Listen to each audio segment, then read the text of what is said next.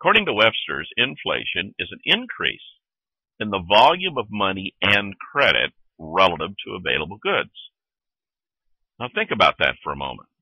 Most people, if I were to ask you previous to giving you the definition of what is inflation, you would have told me inflation is a higher price. Well, a higher price to inflation is like saying wet streets cause rain.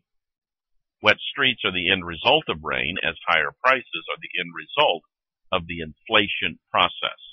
You see, inflation is not an event. It is a process. It's a process where we have an increase in the volume of money and credit relative to available goods. And to understand the inflation-deflation debate, we must understand money and credit is based on supply and demand. Supply and demand for both. Now, what's happening in the world is that, especially developed world right now, and this is in the United States, I got this data from the Federal Reserve Board, is that bank credit plus commercial paper is shrinking or falling at a precipitous rate. And I'm looking at this chart from 1970 through 2010, and it continues to plummet.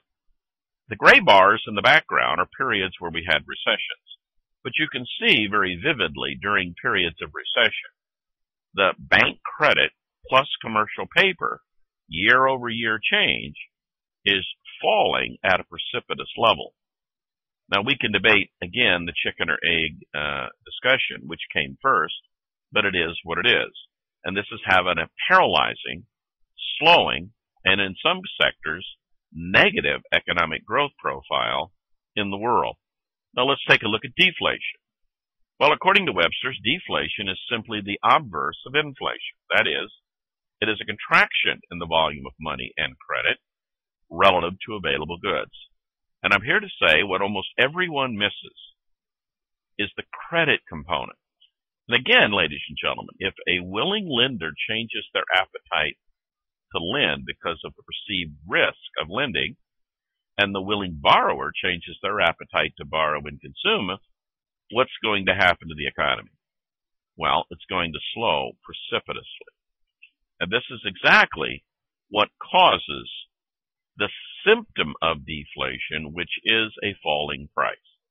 Because we have this huge capacity to produce goods and services, and in fact what we end up with is a slowing of the velocity of money through the economy. Now, the velocity of money through an economy is pretty simple. It's basically how many transactions or turnover of the capital do we give in a given period of time. If people get in a state of fear and slow down their conspicuous consumption pattern, the money, the velocity of the money of the economy precipitously falls. And take a look at this. Again, I got this chart from the Federal Reserve Board. This is from 1959 through 2010. The gray bars in the background, again, are periods of where we had recessions. And you can see, ladies and gentlemen, that the velocity of money started to slow way back in 1997 is where we started to see evidence of the slowing of the velocity of the money. Now, since 1900, the velocity of money has been on average 1.67. And I believe we are well on our way back to that average. Remember, markets are mean reversion animals. That's what markets do. Mean, the average, reversion to the mean. And I think we're going back down to where we were before as far as velocity is concerned on this time.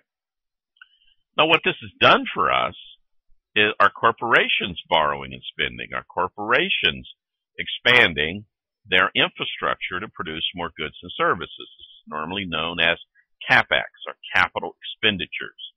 Well, take a look at this chart. What we're seeing is that industrial production in deep red is growing, although we've had some shrinkage in industrial production and output here on the hard right edge. But let's take a look at U.S. capacity utilization. Note that we are producing more output by using less of our capacity. In other words, we've seen capacity utilization drop from the 80% level all the way down below 70%, and today we're back up to 75%. So you don't have a need. And what's happened is the average American corporation has become more productive. They're getting more output per worker. And this is one of the reasons, and we've seen no need to create new jobs and no need to create more infrastructure to produce more goods and services. So I don't see any reason why prices should be rising. As a matter of fact, in America today, on average, if you look at the whole economy, the prices of goods and services by and large are falling, and there isn't a lot of pricing power or pricing pressure.